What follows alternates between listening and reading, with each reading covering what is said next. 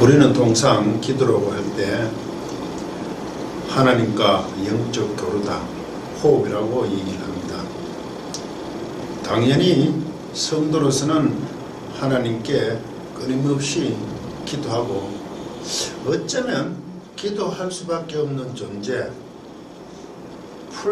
필수 불가능한 것으로 신앙에서 요구를 받고 있다는 건 사실입니다.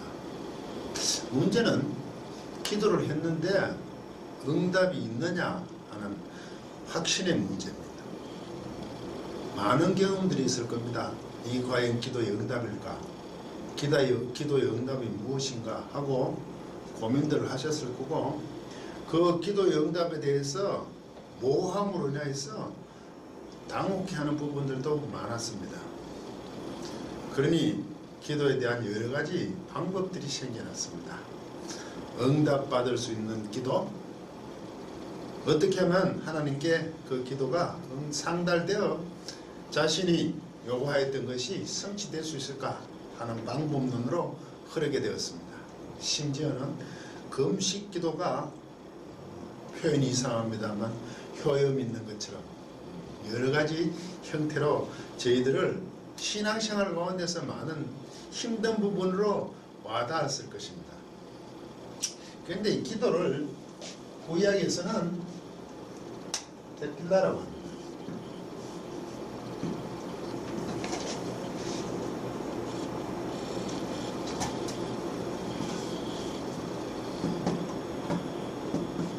테필라.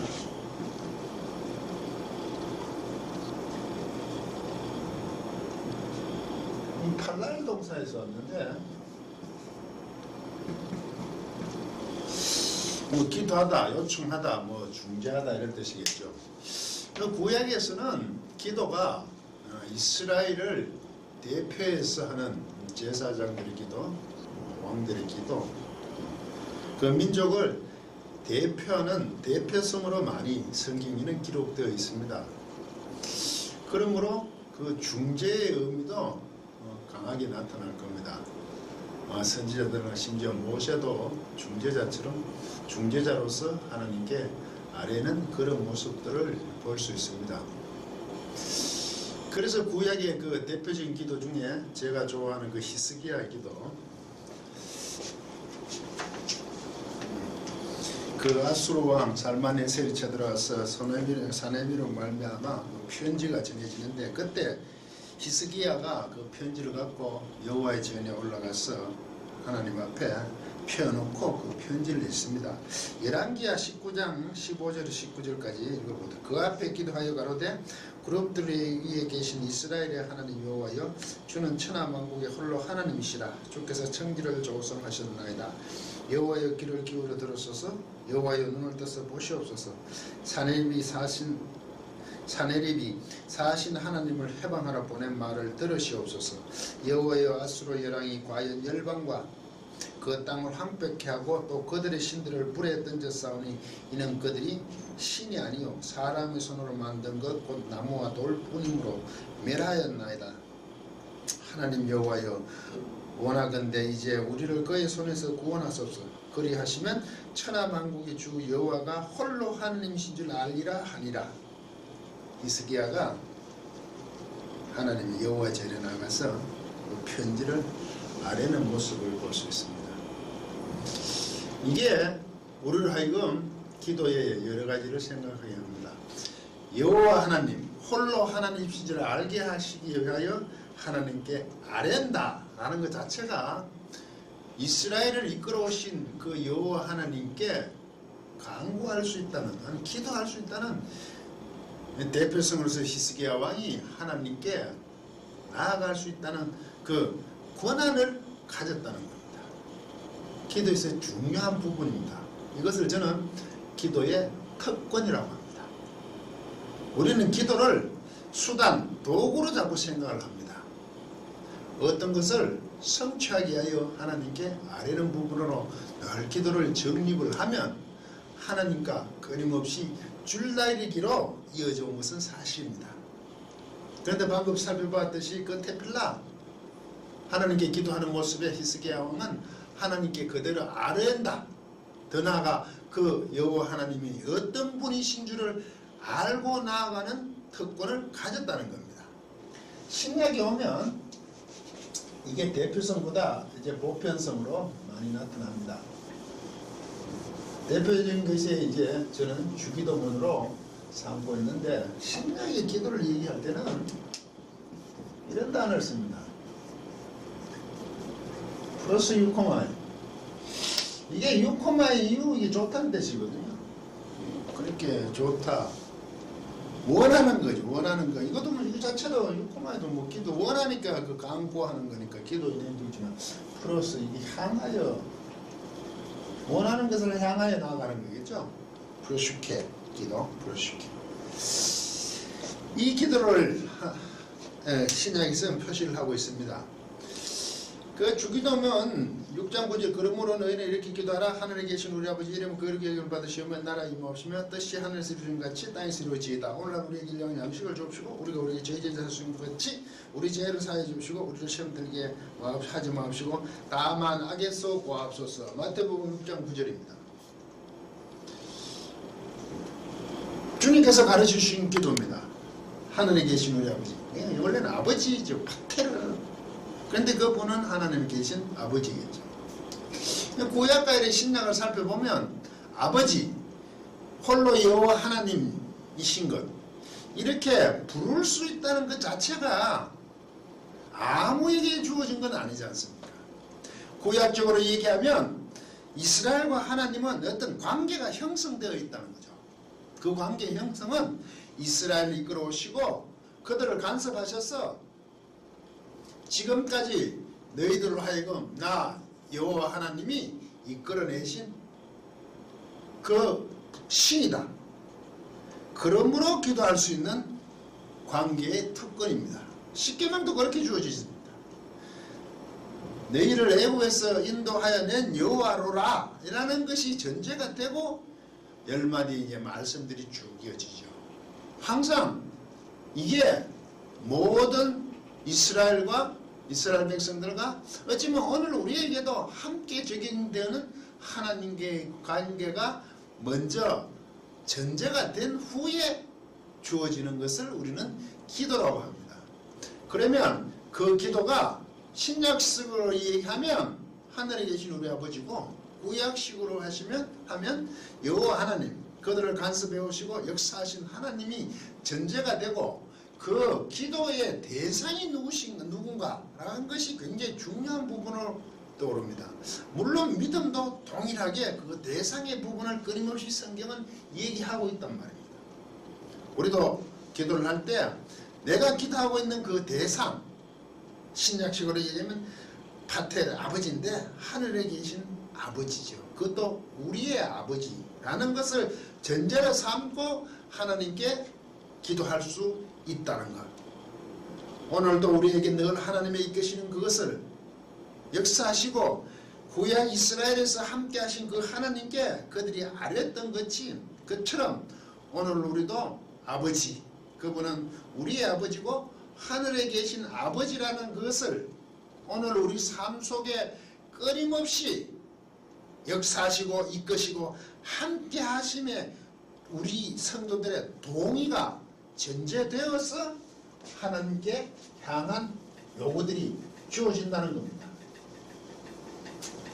이 부분이 우리를 하여금 늘 힘들게 하죠.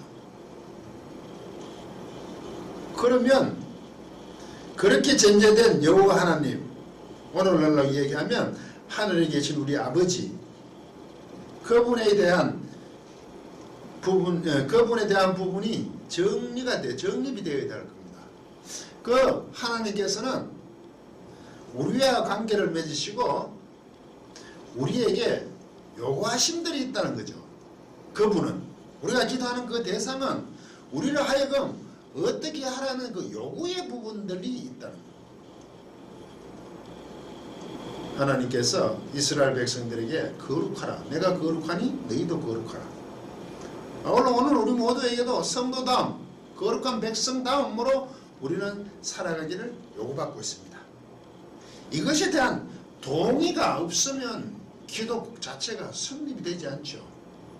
우리가 기도하는 그 대상과 그분이 요구하심에 함께 맞추어서 우리는 끊임없이 그것을 지향해 나가야 될 책임과 의무가 있다는 겁니다. 자신의 문제를 해결해 달라는 것은 당연히 기도에 포함될 수 있습니다. 성도 누구나 여러 어려움이 닥치면 그것으로 하나님께 아뢰를 권한이 있습니다. 신앙이 아직까지 입문 단계에 있으면 모든 것들을 하나님께 아뢰일 수밖에 없습니다. 그런데 점차 신앙이 성숙함에 따라 내가 무엇을 구해야 된다는 것을 스스로 자각하게 될 겁니다. 그 자각한다는 것 자체가 기도로 말미암아 주어진다는 거죠. 하나님께 아뢰는 그 모든 부분이 과연 내 욕심으로 구했는지 하나님의 뜻이 합당한지를 끊임없이 생각하게 될 겁니다. 그런데 그 부분이 쉽지를 않잖아요. 그래서 하나님의 주님의 가르치신 그 기도, 우리 주기도문에서 하나님 이름을 높이고 그 나라가 임하기를 기도하는 것 전제를 두고 일용할 양식을 우리가 끊임없이 기도하고 악에서 구원해달라 그러고 죄의 용서를 바라는 그런 하나님 앞에 나아가는 어떤 나름대로의 어떤 규격처럼 된 부분이 생길 수밖에 없다는 거죠. 무조건 물론 신앙이 어렸을 때는 어린아이처럼 그냥 자신의 문제만을 요구할 수 있지만 어느 정도 신앙이 성숙해 보면 하나님이 어떠신 분인가 그분을 찬양하는 부분이 있다는 겁니다. 이것이 성도의 참된 모습입니다. 결국 하나님이 하시는 그 일, 그것을 우리에게 역사하시는 오늘 성도들에게 요구하시는 것과 함께 맞추어서 우리는 요구할 필요가 있다는 것을 서서히 깨닫게 될 것입니다. 우리가 추구하는 그 삶이 결국 하나님께서 요구하신 대로 살아가도록 우리가 하나님께 나아가 그분께 모든 것을 구함으로 말미암아 주어지는 응답들 말입니다. 물론 이렇게 저도 얘기하지만 쉽지 않습니다. 목사님이 되면 거룩한 기도만 하는 것처럼 생각할 수도 있지만 다 같은 나약한 인간이라 끊임없이 자신의 부분을 하나님께 아뢰를 수밖에 없습니다. 그렇지만 생각을 하죠. 내가 왜 구원을 받았으며 하나님의 자녀의 자리에 이랬으면 내가 끊임없이 하나님 앞에 요구할 수 있다는 게 뭔지, 그 관계가 얼마나 감사한지, 나에게 하나님 아버지라고 부를 수 있도록 허락해 준 그 은혜에 대해서 늘 감미가하는 시간들이 늘어나야 할 것입니다. 자꾸 이렇게 하면 기도가 꼭 기도의 무용론처럼 들릴 수도 있습니다. 그렇지만 하나님 앞에 살아감에 있어서 신앙의 연륜이 더하면 자신에 있어서 써있는 그 위치에서 하나님께 요구하는 여러 가지 것들이 과연 하나님의 일을 성도로서 세상 가운데 펼치시고 그 백성임을 증명하는 일을 하기 위한 요구들로 자꾸 채워질 겁니다. 한순간에 이 모든 것을 우리로 하여금 요구하는 것이 아니라 저는 그 기도하는 것 자체가 하나님 아버지와 나의 관계가 주어졌기 때문에 가능한 복이고 행복이고, 아울러 우리가 그렇게 기도하실 분은 전능하신 하나님인 것에 늘 감사하면서 또 그분이 요구하심에 대해서 이루어 나가는 성도의 그 성취의 어려움들 때문에 더욱더 우리는 기도할 수밖에 없다고 생각합니다. 하나님의 말씀을 준행하는 그 자체가 세상 가운데 쉽지 않기 때문에 단순한 명령이지만 실제 삶 속에 적용하기는 그렇게 간단하지 않습니다. 그때마다 성도는 끊임없이 하나님께 기도할 수밖에 없습니다. 그런데도 그 성취가 쉽지 않다는 거죠. 그런데 하나님께서는 그 거룩함을 향해 나아가는 성도들에게는 그 모든 것을 하도록 허락하시는 겁니다. 기도에 응답해 주신다는 거죠. 거기에서는 조금 더 하나님은 인식하시지 않으신 분이시죠.